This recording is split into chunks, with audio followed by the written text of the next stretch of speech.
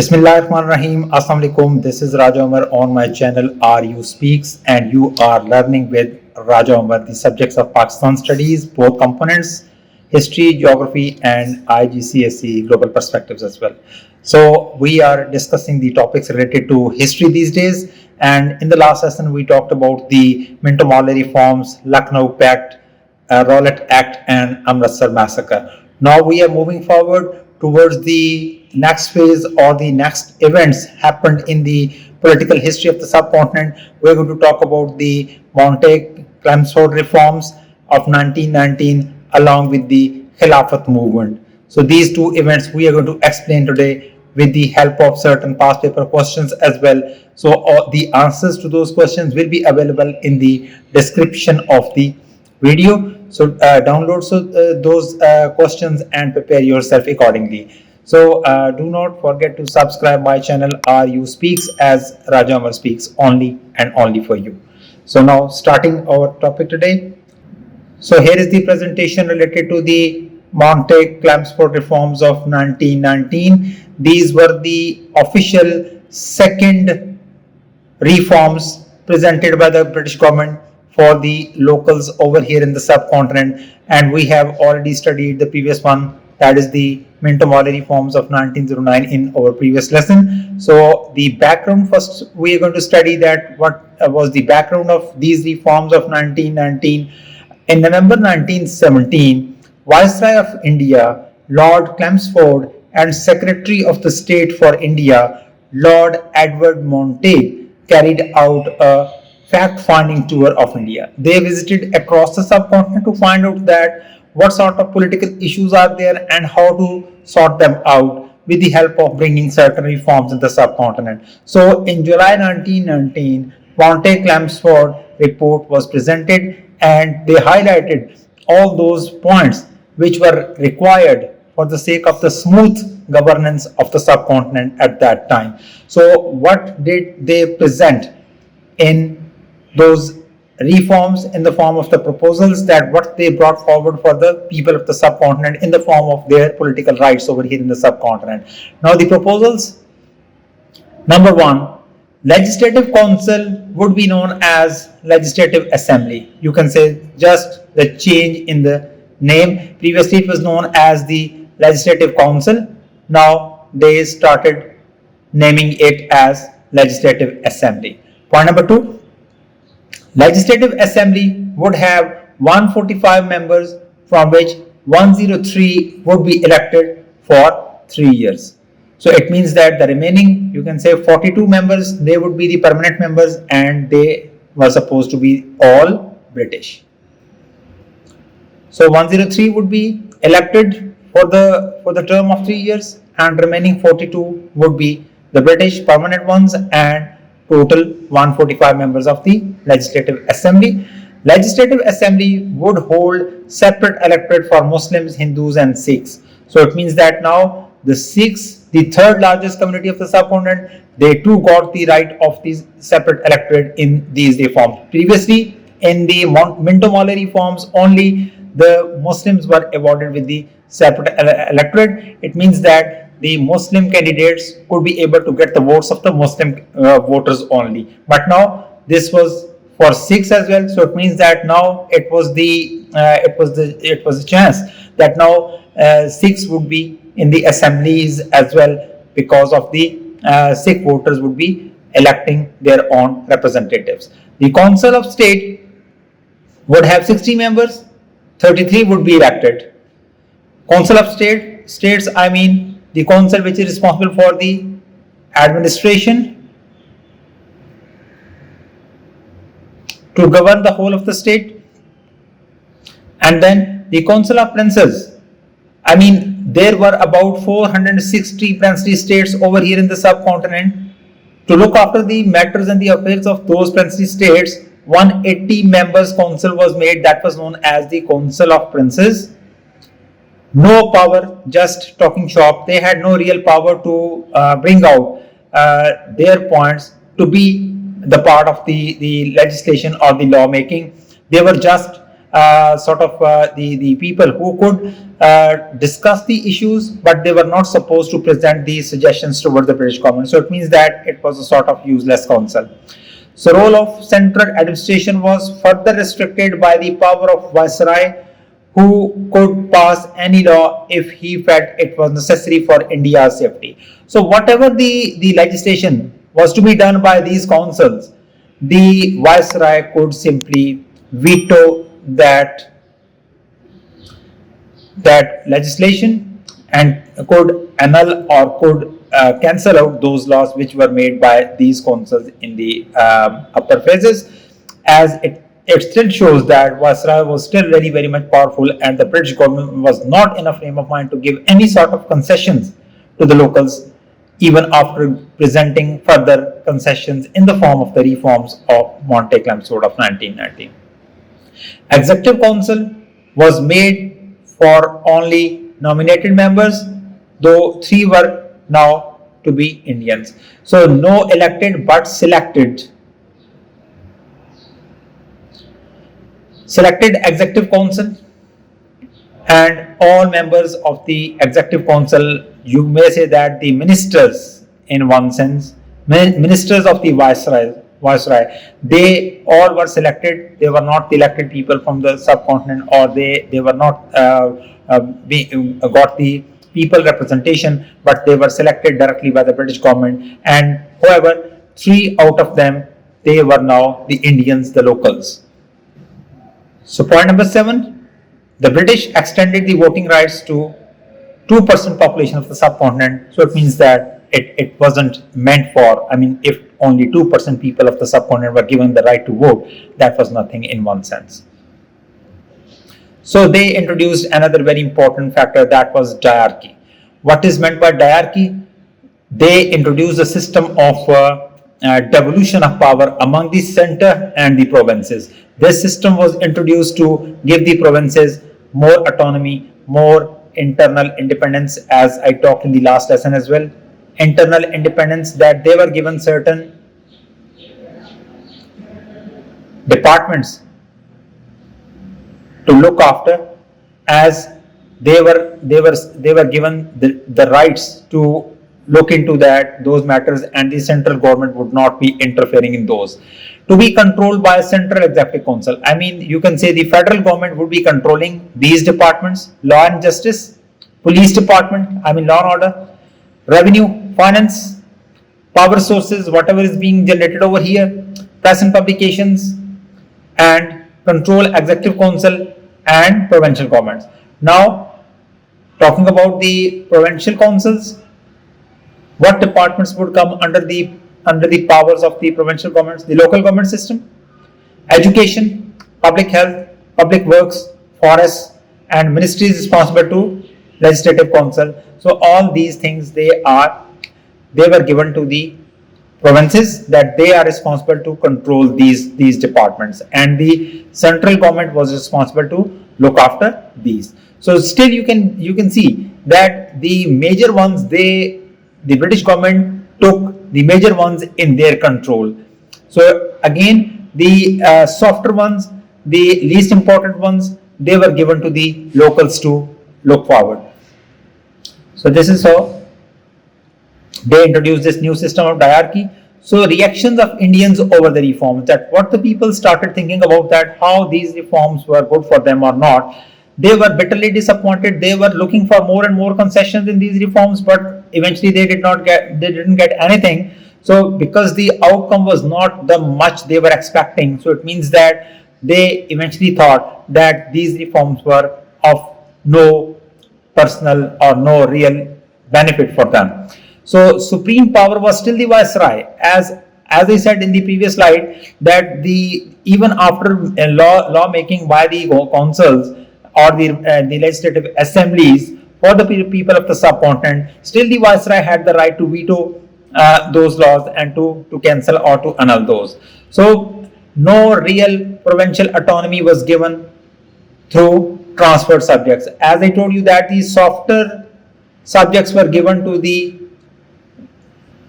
locals, and they took the better ones with themselves. They did not impart those ones to the provinces. So it means that there was no real autonomy given. The Viceroy could dismiss any council member and even the whole provincial legislative assembly. So it means that again this was a sort of veto power with the Viceroy, that he could even dissolve the assembly of any of the provinces. Only few moderates of Congress supported these reforms. Those who thought that no, they had got some voting rights as well, of those who thought that they could become the members of the executive council, or even they could be having the more chances to flourish politically in the subcontinent. So those few congressmen, they supported these reforms, but mostly and largely these reforms were rejected by the Indians. Other minorities were calling for concessions too, but they got nothing, and resentment prevailed. So it means that they were nothing like the reforms, but you can say that they further tightened up the grip of the British over the people of the subcontinent, and they snubbed the rights of the locals. So here are the questions related to this particular topic, and I will put the answers of these questions in the description of this video. You are supposed to download them and to prepare these questions as per your better preparation of your exams. Now, these two topics we are done with, Rowlatt Act and Amritsar Massacre. Now we are moving towards the next topic, that is the Khilafat movement. And here we have the topic Khilafat movement. It was from 1914 with the emergence of the World War I, and another smaller movement, Hijrat movement, was also part of the Khilafat movement. So these two topics, they will be covered over here side by side. What were the causes or the reasons of launching the Khilafat movement in the subcontinent? Number one, fear of breakup of Turkey, the Ottoman Empire.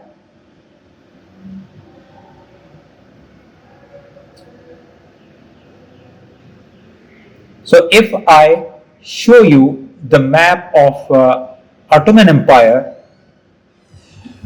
you could see that this empire was a huge one, right from Istanbul, you can say the European part of Turkey, up to the Makkah Medina down in south. So here you can see, here is the map of Ottoman Empire at that time, and you can see that how, let me annotate if it allows me.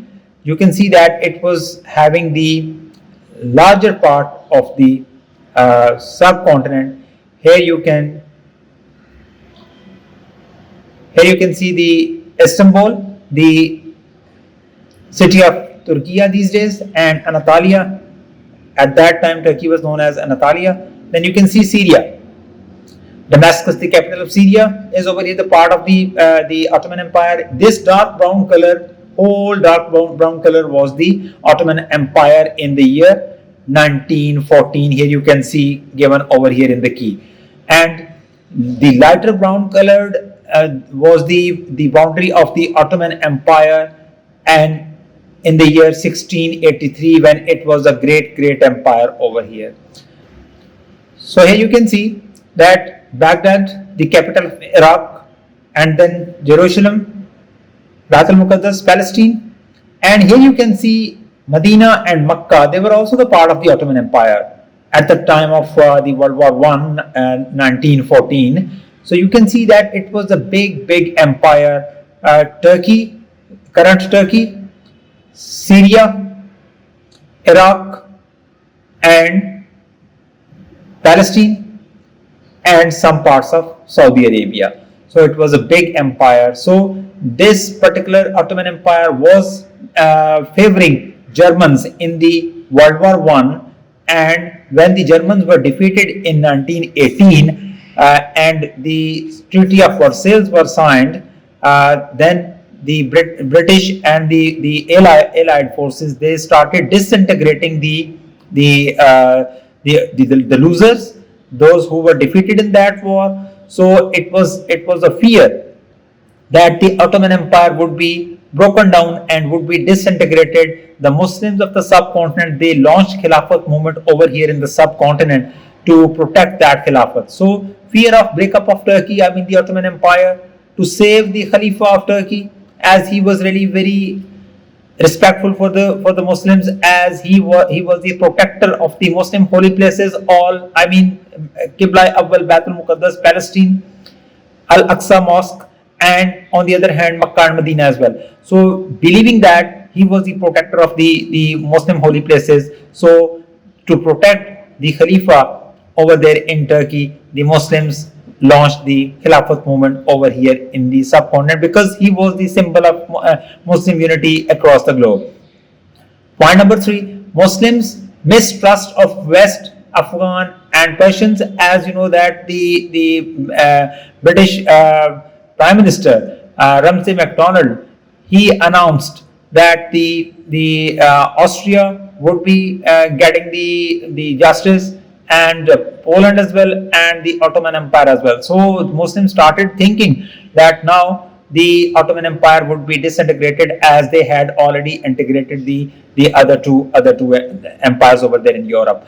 So point number 4, cooperation of Hindu-Muslim. Lucknow pact, the Hindus, they supported the Muslims in this Khilafat movement, as they had a pact of Lucknow.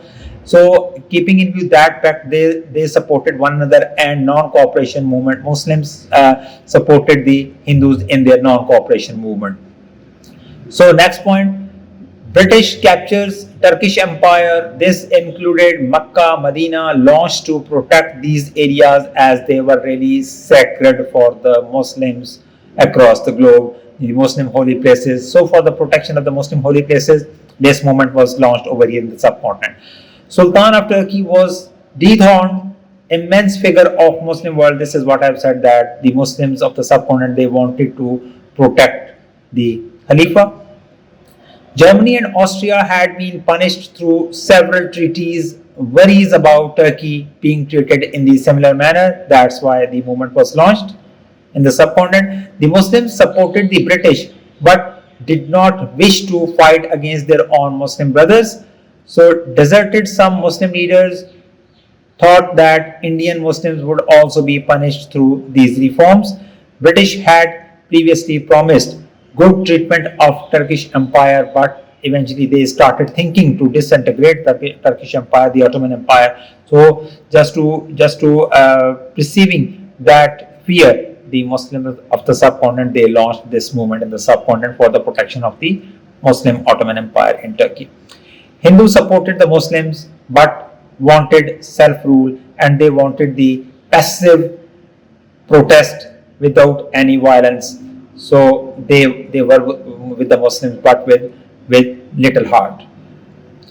This particular movement failed eventually, and you might be getting 2 questions over here. 7 marks question: why did the Muslims launch Khilafat movement in the subcontinent? So you can explain any of the 3 reasons out of many given over here to attempt this question. And in the same way, you may be getting another 7 marks question over here, that what were the reasons of failure of Khilafat movement in the subcontinent? So you can be explaining, or why did Khilafat movement fail in the subcontinent? You can be explaining 3 reasons out of these to respond to that question.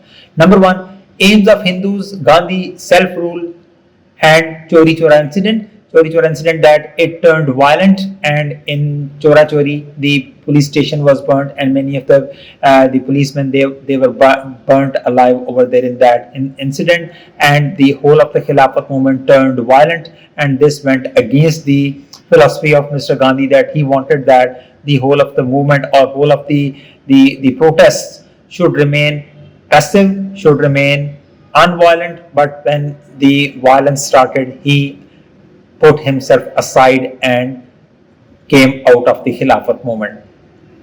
Failure of Hijrat movement. Hijrat movement, that the Muslim ulamas, they declared subcontinent as Darul Harb. I mean, the Muslim land ruled by non-Muslims, the British, or you can say that the war place, Darul Harb, and they suggested the Muslims to migrate to Afghanistan, the Muslim state over there, so that Muslims could be able to live their lives according to their own religious practices over there. But Afghanistan did not open border for them, and many of the Muslims they just sold each and everything of their belongings, and they migrated, but they could not enter Afghanistan, and they returned back barehanded, and that was a greater failure. So the failure of Khilafat movement turned towards the failure of Hijrat movement. Abolishment of Khilafat in 1924. I mean, Mustafa Kemal himself abolished Khilafat over there in Turkey, and it means that there was no more Ottoman Empire. So the Ottoman Empire was already disintegrated in the form of Arabia, and Makkah Medina was already out of the control of Ottoman Empire. In the same way, the area, the capital of Iraq now, Baghdad, it was again taken away. Then the Jerusalem, the capital of Palestine, it was also taken away. So the Egyptian side of the Ottoman Empire was already disintegrated. So it means that the whole of the Turkish Empire was disintegrated, and at that particular point, Mustafa Kemal thought that the empire would not be able to sustain for longer period of time. So he abolished Khilafat over there, and he declared Turkey as a republic, and he became the first president of Turkey. So Kemal Ataturk took over Turkey, abolished Khilafat system over there. So it means that when there was no more Khilafat system over there in Turkey, then there was no reason to carry on the Khilafat movement.